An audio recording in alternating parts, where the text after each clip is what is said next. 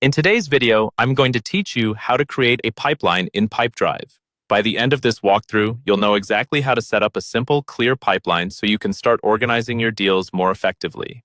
First, make sure you're logged into your Pipedrive account and you're on the main dashboard. To begin creating a pipeline, look over to the left-hand side of the screen. In the sidebar, you'll see an option labeled Deals. Go ahead and click on Deals.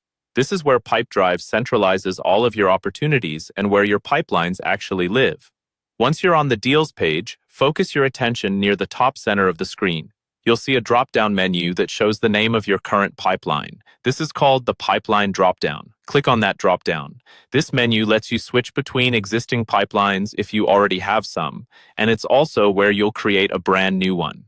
In the drop-down menu, look for the option that says Plus New Pipeline.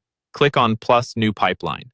This tells Pipedrive that you want to set up a separate flow of stages for a different process or sales cycle. Creating separate pipelines can be really useful if, for example, you handle different products, services, or regions that need their own structure. After clicking to add a new pipeline, you'll see a field where you can enter the name of your pipeline. Type in a name that clearly describes what this pipeline is for, so that you and your team can recognize it at a glance later.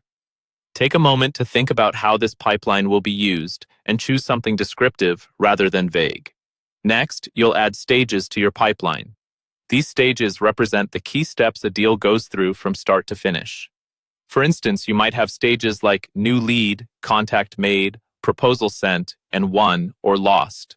In the setup screen, add each stage one by one in the order they naturally happen in your process. Keep things simple at first. You can always come back and adjust or rename stages as your workflow evolves.